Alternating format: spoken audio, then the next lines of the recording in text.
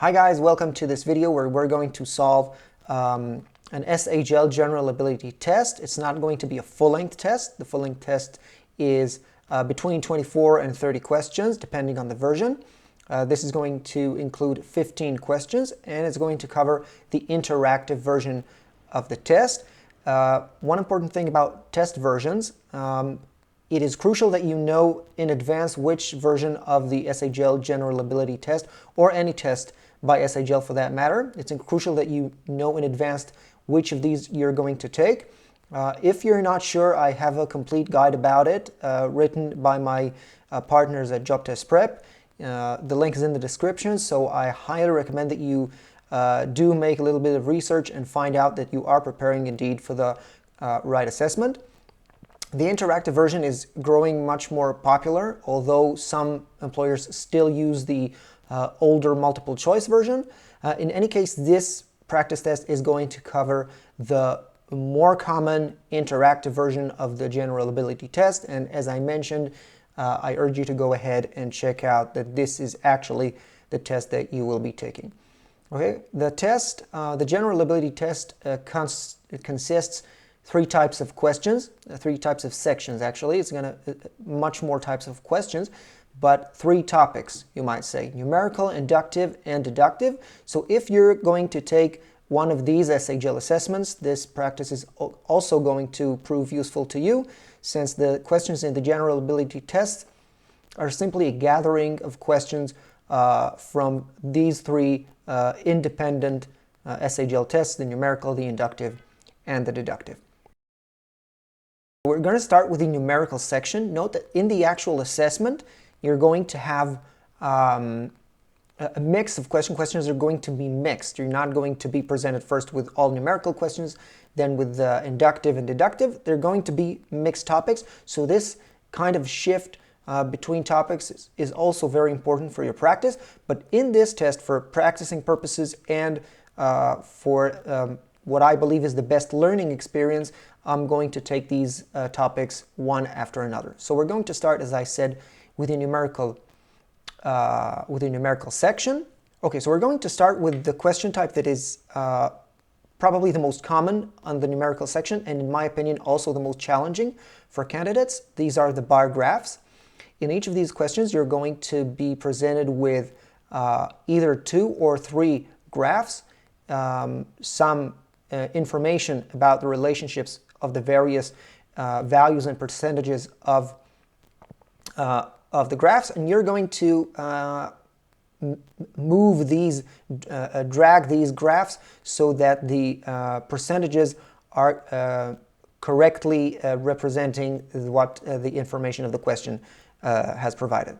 Okay, so we're going to solve these questions using table templates that I think are going to be super useful for you. I have them for free in the description as a PDF document. You can download them and use them during your practice and your test.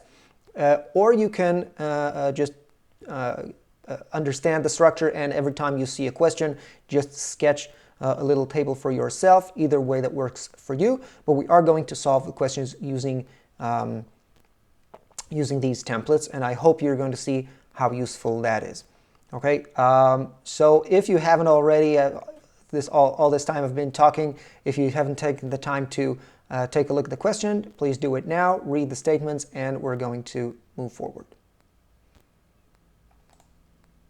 Okay, so the first step in solving bar graph questions is we're going to fill in the table with what we already know. This is the most basic example. We're not going to need to solve, we're not going to need any equations other than just filling the table, maybe just one little equation. So let's start with filling in. Okay, in the 2 years combined, total revenue of business was 140K, 52 by George. Okay, so we're going to put in the total column 52 for George and 140 total. The next thing we explicitly know is that in year 2, George generated 28K, so we're going to fill in that number as well. The third equation, we don't know explicit numbers, so we are going to use in the third equation where we do not know specific numbers, so we are going to use variables instead and put x for year 1 for Fred and x plus 16 for year 2.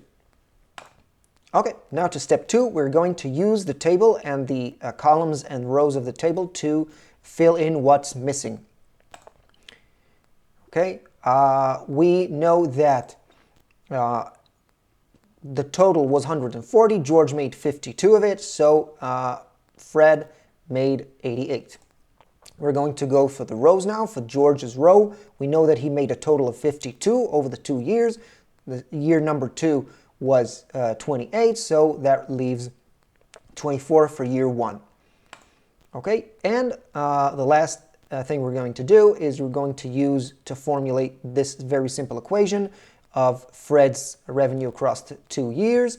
X plus 16 equals 88, and this means that x equals 36, and we can replace both these numbers with their corresponding values. We're practically done solving the question, okay? All we have to do is just fill in the percentages and we're done. Okay, so one additional tip I can give you here is to fill in only what's necessary to solve the question. In this case, we have not filled the total percentages. We have not filled George's percentages as well, because all we need to solve a question is knowing either Fred's or George's percentages. Either way, we do not need any more information. Okay, and in the test interface itself, when you drag these percentages, all other values are going to match themselves accordingly. So once you know this percentage, you're not going to need anything else. So just stop calculating and go ahead to the next question. Okay, second question. This one's going to be slightly more advanced. We are going to need to solve equations. We're not going to use the table only, but it still contains only 2 bar graphs. Okay, so take a moment to read, and we'll dive right in.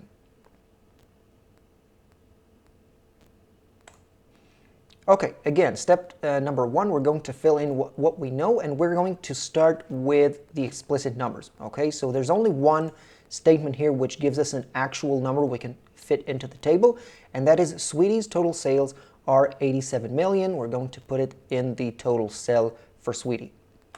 Okay, now we're going to take the statements and turn them into equations. And I just want to stop and say that if there is one single skill that is going to be the most valuable to you in the SHL numerical section, both for the general ability test and for the numerical test, it's formulating and solving a system of equations.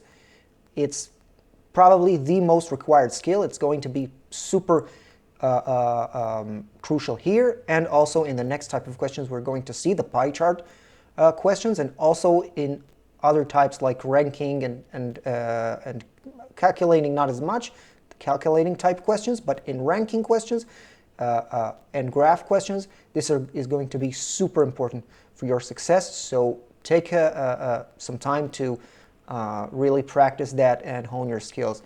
In this, it's going to be very valuable. Okay, so we're going to formulate these equations. I'm not going to dive too much into this. You can pause the video at any time and just walk your way through this. Yummy sales in Germany are 13 million higher than in France. Next equation is Sweetie sales in France are 3 million higher than in Germany. You note that I did not include the millions. It's just going to complicate the calculations, just using simple numbers, and convert to millions later if I need to.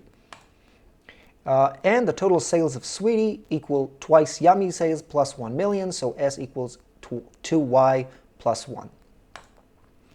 Okay, now that we have the equations, we're going to solve them and then fill the information back into the table. Okay, so we're going to start with the last equation.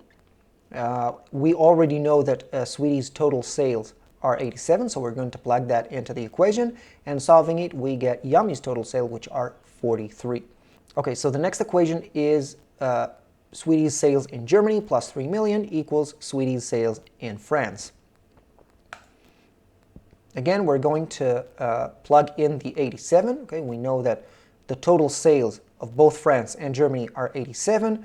We're going to plug the SG plus 3 equals SF. Right here, 2SG plus 3 equals 87. So the sales in Germany are 42. Hence, the sales in France are 45. And we have this data as well. Moving on to the last equation, we're going to do the exact same process, okay, with the 43 and the 13. Again, we get 28 and 15, and you can go ahead and see for yourself. Okay, now again, the last step, we're going to fill in the percentages. 28 out of 43 and 15 out of 43 gives us 40 and 25% respectively. And that's it. We are done solving the question, and we can drag the percentages to their proper locations, and this is going to be the final answer. All right, we're going to look at 2 additional examples of this because I want each example to be more advanced than the previous one. So now we're going to look at 3 bar graphs. If you feel that you kind of wrapped your head around this, feel free to move ahead to other types of questions. You have the timestamps below. That's up to you. Okay, so we're going to start with this question of 3 bar graphs. Take a look at it for a moment, and then we'll move on. Okay, again, same steps. Step 1, we're going to take the equations and fill into the table what we specifically know. So the total worth of the portfolios is 1,050K, of which 700K is in bonds. We're going to put it in the total column.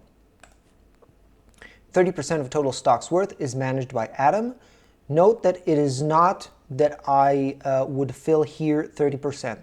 That would be a mistake because it's not 30% of what Adam manages are stocks. That is not the case. What we know is that 30% of the total stocks managed by the 3 employees belong to Adam, like he manages them. Okay, so the correct calculation would be 350 times 30%, that is 105. In the total 250K managed by Ben, there are 50K more bonds than stocks. Okay, again, that's a simple calculation. You could plug in an X there and see that X equals 100. So 100 stocks and 150 bonds for a total of 250K by Ben. And the total assets managed by Catherine are 500K, so we're going to put the 500 here in the total for Catherine. Now we're going to take these numbers and we're going to fill in what's missing. And again, we're going to use only the rows and the columns of the table. We're not going to need any equations in this case. Right, so we have a total of 350 minus the values of Adam and Ben, 105 and 100, and that is 145. Similarly, we're going to use the columns and the rows to calculate the 355K of bonds managed by Catherine based on her column, then the 195 managed by Adam, and lastly the total value by Adam. So now we have all the numbers of all 3 employees just by simply looking at the rows and columns of the table, and that is why I said that it's going to be super useful to you. You're hardly going to need to use any equations when you're dealing with this type of question. And again, we're going to use a simple percentage calculation to reach 65, 60, and 71 for the bonds, and we are done. Okay, we do not need to fill in the data for the stocks as well because it is determined by the percentage of the bonds, and this would be the final answer for this question. Okay. And the fourth and last question is going to be the most complex we've seen thus far from this type. It's going to include 3 bar graphs, and we are going to need to employ solving systems of equations in order to reach the final answer. So take a moment to look at the data, and we're going to solve that too. Okay, so again, we're going to start with step one. We're going to fill in what we know. We're going to put the total value of New York's revenue in the proper column and row. Also, the total value, the total revenue made in year one by both locations. And we're going to move on to formulate equations. Okay, London's revenue in year two was 95K lower than in year one. Again, you note that I do not take into account the thousands. Okay, I do not write 95,000s. It's only going to complicate the calculations, and you do not want that. Okay, next, the average yearly revenue in London was 572K. So what this tells me is that the total value of London, which is going to be put in the total cell in the table, is that value divided by 3 is 570K. I do not know anything yet about the values of year 1, 2, and 3 of London, but I can tell that the total value is 3 times 572, and we'll get to that in a moment. In year 3, New York made 1,571K more than London. Again, a simple equation employing both the values of year 3 in London and in New York. And the revenue of the New York branch in year 3 was 40% of the total. Okay, and 3 equals 0.4n, which is the total for New York. Now that we have the equations formulated, we're going to get back to the table and we're going to solve them and plug in the numbers. So again, as I said, the total value of London is 572 times 3. We can deduce the value of New York in year 3 by multiplying 5,350 by 0.4 to yield 2,140. We can use the third equation, now that we know the New York value, in order to calculate the London value in year 3. And we're going to be able to deduce the other two values of London in year 1 and year 2 by using the first equations. As we've seen in previous examples, it's a pretty simple calculation, and you can see the equation here. I'm not going to again take too much time about that. As you can see, I always solve equations based on what I know. Okay, I always try to choose the equations that would require the least work by order. Okay, and this is something, as I mentioned, that's going to take a bit of practice. If you really spend some time strengthening your abilities in solving systems of equations, you are going to develop that skill. And even if not, it's going to maybe take you just a bit longer to solve the equations. In any case, you're going to, if you have formulated the equations correctly, and if you work methodically and without errors, then you're going to get it right. Okay, we're going to move on to the next value, which is the value of New York. Again, we're going to do this by looking at the leftmost column. We know the total, we know London's value, so we can deduce New York's value. And now we're going to look at the row of New York. We have all the values in the New York row, so we can also deduce the missing number, which is the value in year 2. And the last stage is naturally to calculate the percentages. Again, we're going to fill in only what's missing. I do not need to calculate London's percentages. I do not need to calculate the total values. You can see I left them empty because at the moment I don't care about them. They do not interest me in order to solve the question. Okay, and the final answer would look like this. You would drag the percentages, and that's it. Okay, so now after we've solved these 4 questions, I want to spend a little bit of time talking to you about preparation. If you are interested in further strengthening your skills in the SHL General Ability Test or any other SHL test for that matter, I strongly recommend that you do so. It is no secret that I generally recommend Job Test Prep for preparing. Full disclosure, I'm an affiliate. I've also worked there in the past, so I am very familiar with the contents of their materials, and I would recommend you to seriously consider using their preparation. The first reason is that, as far as I know, they're the only online resource that prepares you for the interactive version of the SHL tests. The second thing I like about Job Test Prep is that they offer an extensive additional practice by topic, so you can identify the areas in which you are weaker and get more comprehensive training around those. You're going to get detailed score reports with all answers and explanations to the assessment. And on top of that, you're going to be able to get yourself prepared for SHL's personality questionnaire, which is nearly always accompanied to the cognitive assessment.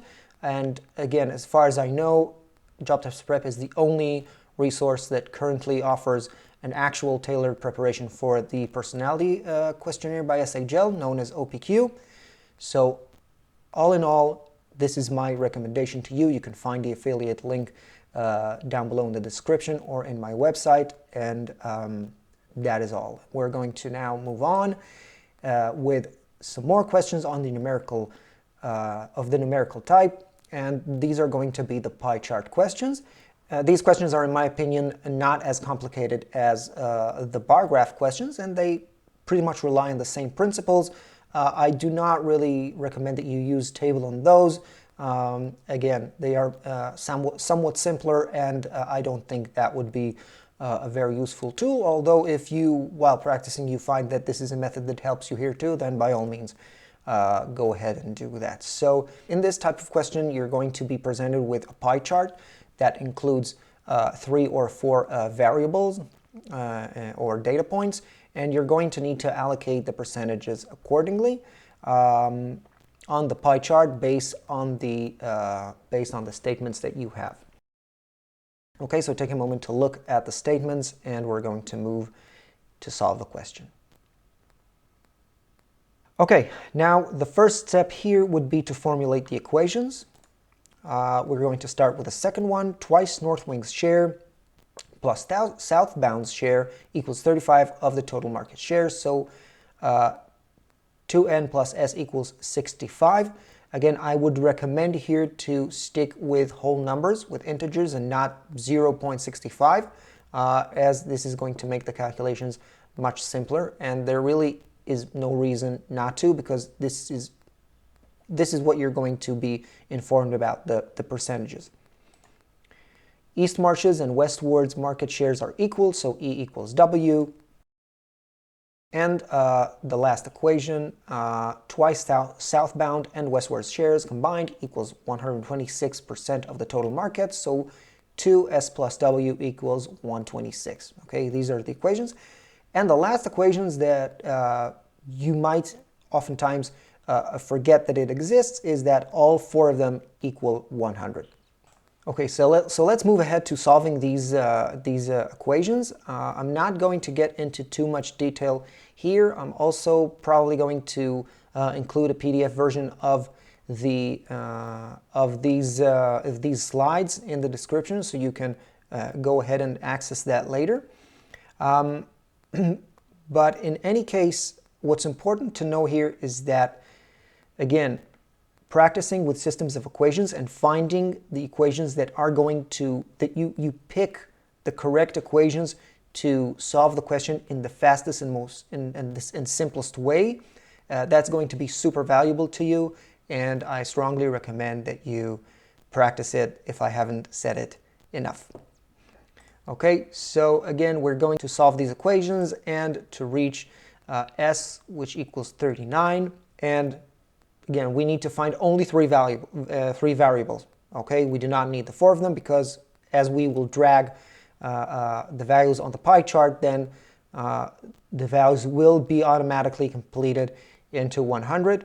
So we have s equals 39 and E and W both equal 24, which is 63 minus 39. and the last value, which is n, which is the north wing, is going to be automatically dictated by these three values. Okay, so this would be the final example of the pie chart, and then we're going to move on to the two last question types on the numerical section.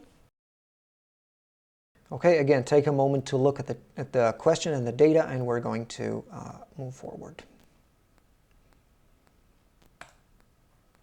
Okay, again, we're going to start by formulating the equations. Adam's sales are 3 times those of Ben's, so A equals 3B. Carl and Debbie together are responsible for 60% of the company's sales. C plus D equals 60. And Debbie's sales are 1/3 of all other agents' sales combined. So D equals A plus B plus C divided by 3. Okay, and again, the last equation that you should never forget is that all variables together equal 100. Now, looking at the two last equations, we can use them to find D. Okay, we're going to replace A plus B plus C by 100 minus D, and we're going to reach the conclusion that D equals 25. And from now on, it's just a matter of plugging in numbers and solving very simple equations to reach the final numbers and final percentages and to solve the question. Okay, so again, I do not want to repeat over and over again about the ways of solving equations. Go ahead, practice that, and you're going to find it super useful when you get to the actual assessment. Okay, another type of question, which is, again, going to imply a lot of formulating equations and solving them, is the ranking question. I put it here only for you to be familiar with it, and one important tip that I want to give you about it, but this is pretty much more of the same, okay? Formulating a set of quite a lot of equations, but rather simple ones, and then working methodically on solving them. So in this case, again, we're going to give a letter to each of the employees and then formulate the equations. The only one we know specifically is Catherine, which made 25 sales. And all of these are going to be derived from one another while solving the system. There is one point I would like to talk about in a little bit more detail, and this is the last equation, okay? A quarter of Faye's sales plus Catherine's sales equals Elizabeth's sales, okay? Now, as you might have noticed, this is kind of a wishy-washy formulation of the question, okay? Of the statement, okay? I can either do what I did and formulate it as this, or I can formulate it as this, okay? Both of these ways are pretty intuitively derived from the question, and quite a few candidates are going to choose the second method, and that is perfectly reasonable, okay? Now, if you choose this formulation, you're going to come to a contradiction. One of the I think it would be Faye. One of the values is going to be negative, which obviously cannot be the case. So you should be aware that the SHL test sometimes is going to use a phrasing that is a bit misleading. And if you think that there may be more than one way to interpret the data, then you should, I don't know, maybe, as they say, hang a lantern on it and just, okay, if I reach a conclusion that is incorrect, then probably the problem was here. Maybe I was not formulating this correctly. Again, this is a matter of trial and error. If you come by that, all you can do is just go back and revise your calculations.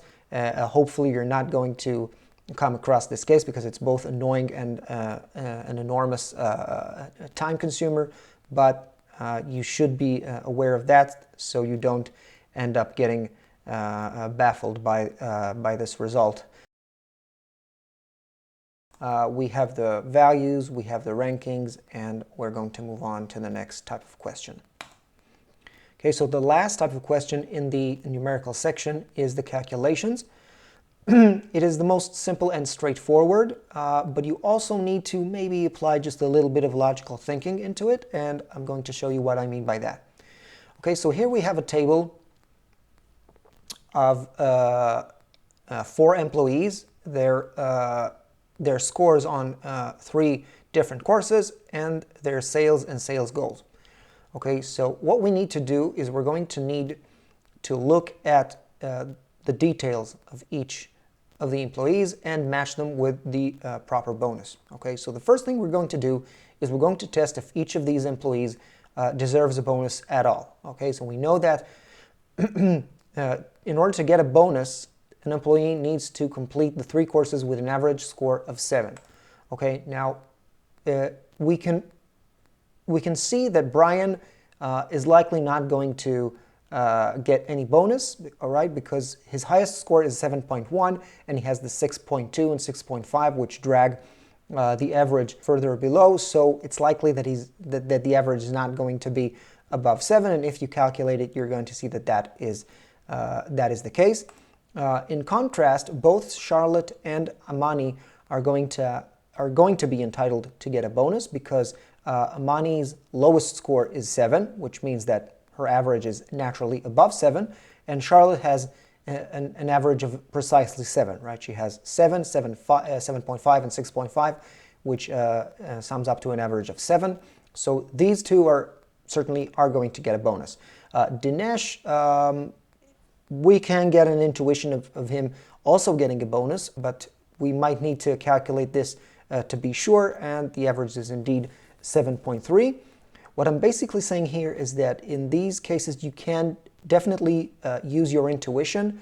You do not need to calculate each and every number. You can if you want to be sure, but take into account that this is going to take some time. So if you see something very clearly from the numbers, like we've seen in the case of Charlotte and Amani, you can go ahead and you do not need to calculate this to the percentage point.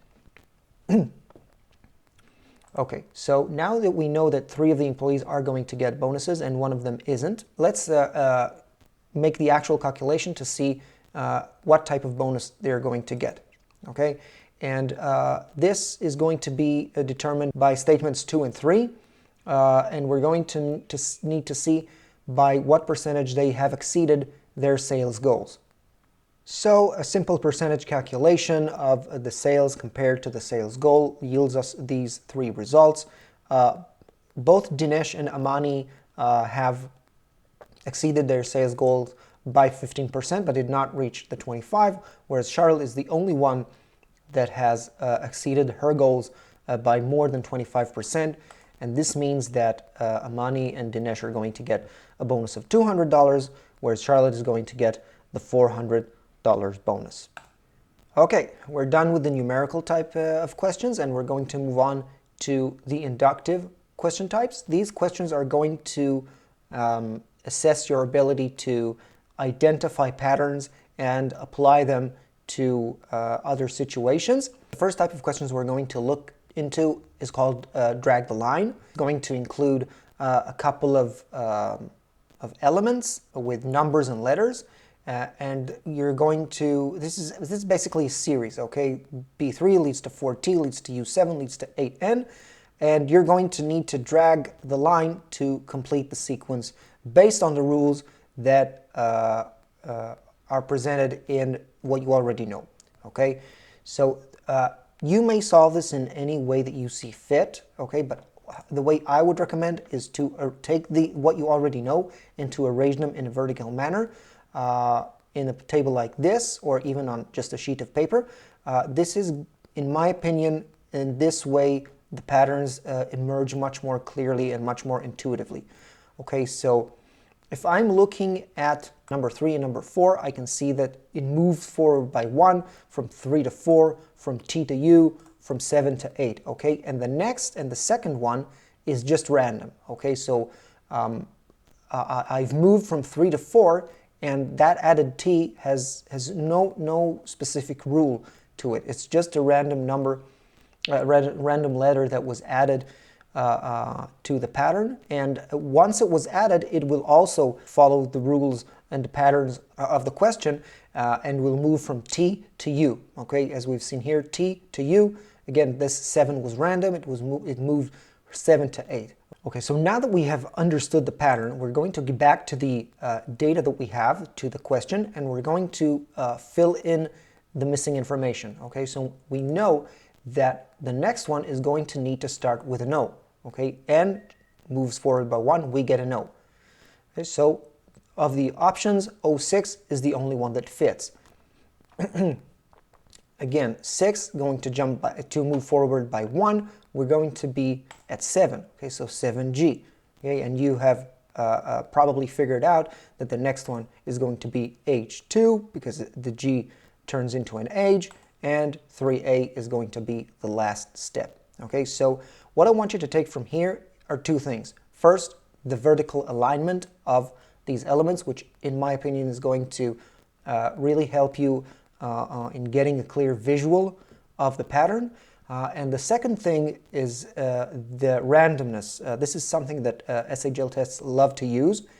This random factor tends to baffle and throw candidates off their feet because they constantly look for the pattern where it doesn't exist. It's just the pattern exists elsewhere in other parts of the elements.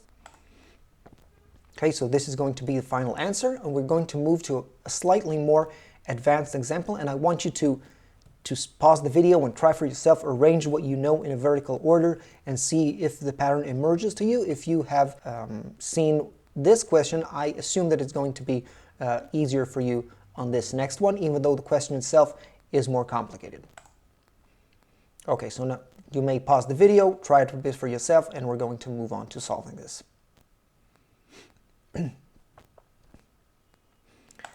Okay, again, we're going to arrange what we know vertically and to see if any patterns emerge. Okay, so what we can see pretty clearly right off the bat is that these values, the f equals the f, the x equals the x, the 4 equals the 4, this first character, the first letter or number, moves one step to the left and turns to the first value. Okay, and again, the second pattern that emerges is the one step forward of the last character. So each character moves one step to the left.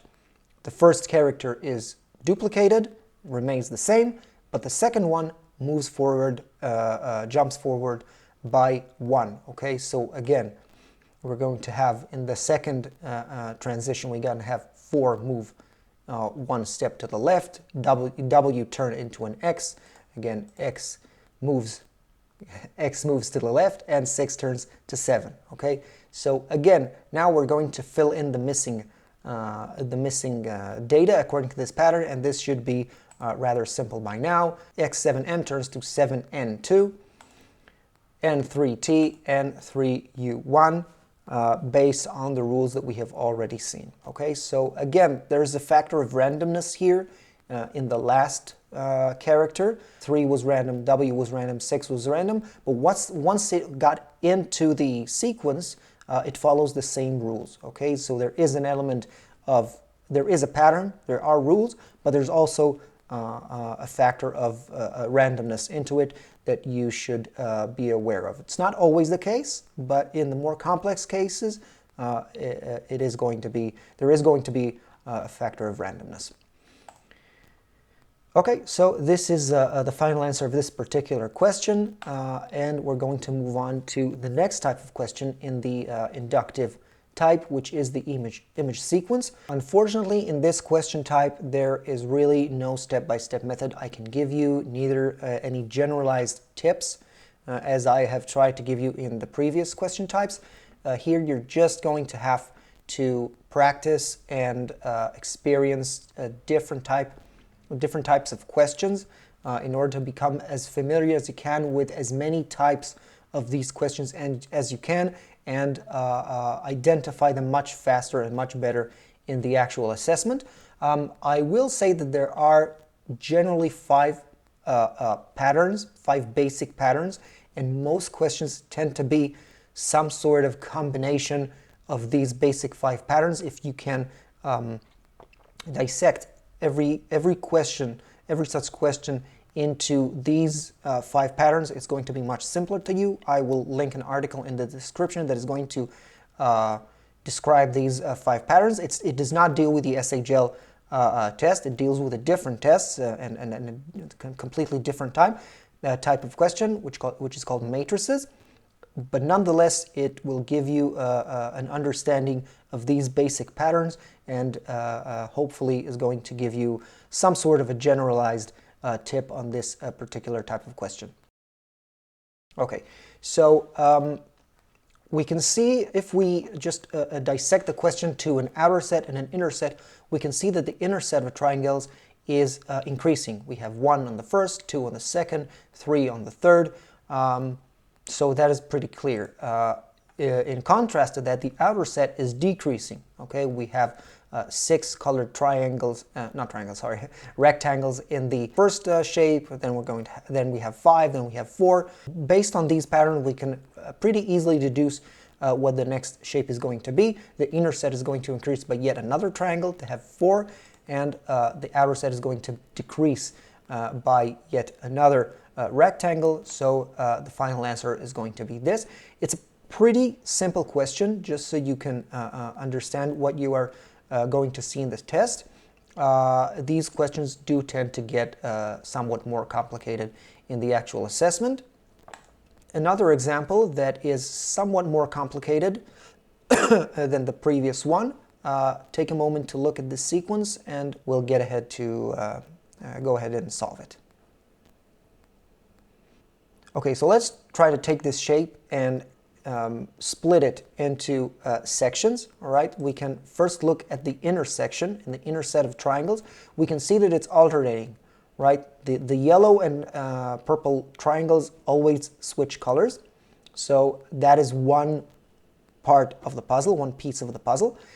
The next one, the next piece we're going to look at is the yellow triangle, and we're going to see that it moves 1 step clockwise with every step. And the third and last piece is the purple triangle, which moves 2 steps counterclockwise with every step. Again, after we've solved the 3 different patterns that compile this particular question, we're going to apply them to the last shape. So the alternating inner set, right? We're going to look at the last image and swap the colors purple and yellow for the inner set.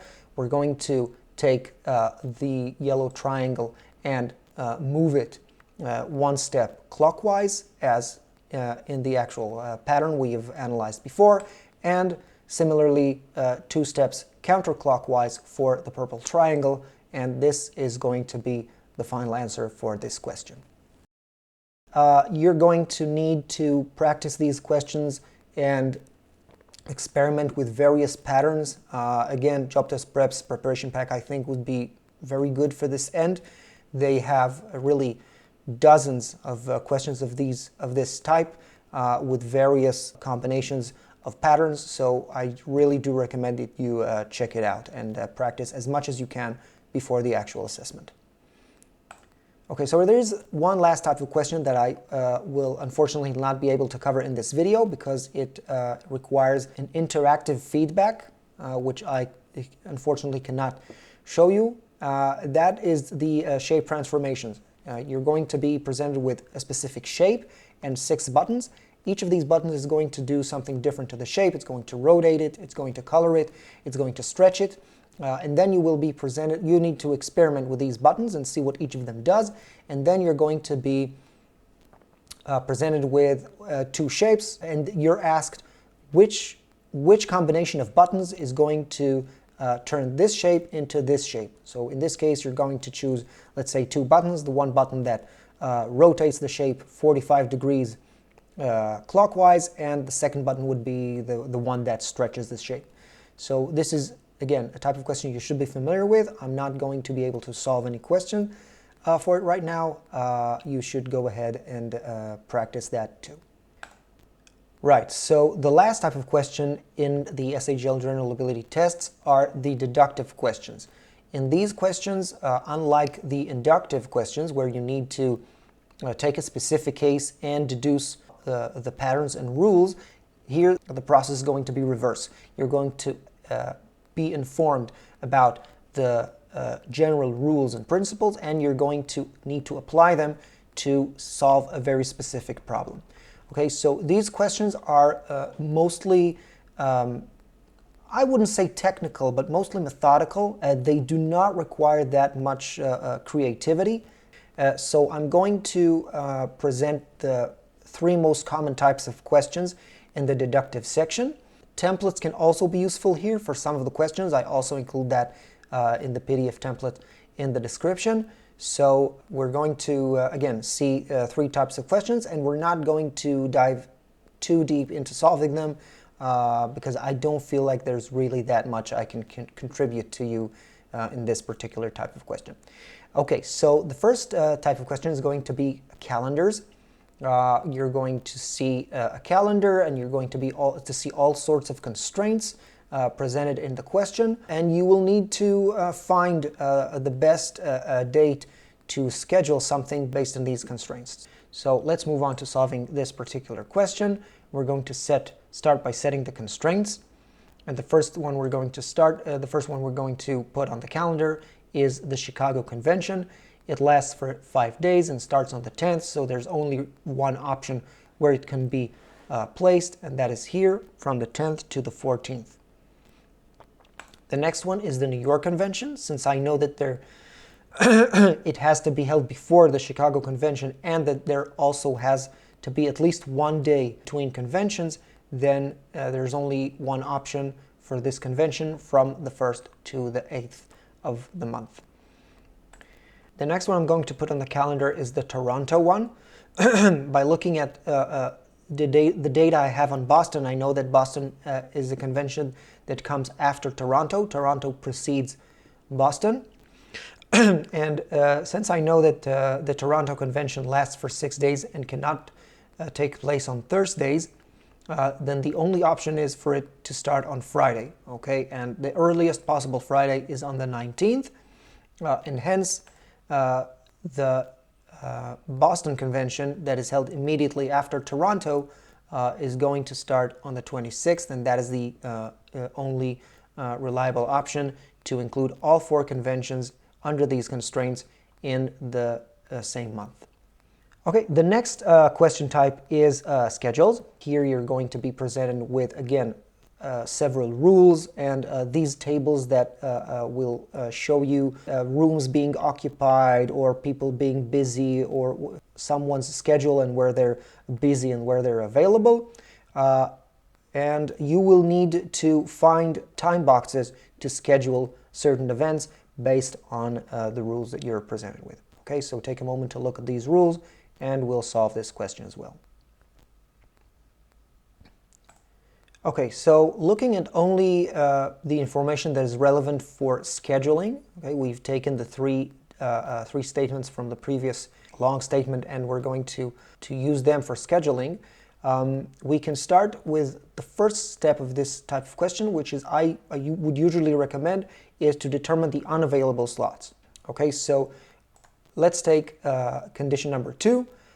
First, rooms 3 and 4 cannot hold a meeting at the same time. So I know that whenever there's a meeting in room 3, whenever the boxes are grayed, okay, I cannot have a meeting at room 4. So these will be black, and it has already removed a substantial portion of the boxes that can be filled. Okay, so the next constraint is that I know that only 2 rooms can hold meetings at the same time. That refers to rooms 1 and 2, 1, 2, and 4, okay, because I know that there cannot, if there's a meeting in room 4, there cannot be a meeting in if there's a meeting in room 3, there cannot be a meeting in room 4, but if, and also if both rooms 1 and 2 are occupied, then room 4 also cannot be occupied. If only one of them is, then that is okay. Okay, so again, I'm going to spot the areas in which there are meetings in both room 1 and 2 at the same time, and I'm going to blacken these squares so there are no meetings held in room 4 during that time. Okay, and now determining other constraints. Okay, so what I know from the question is that at least 1 hour of free time is required between 2 meetings in the same room.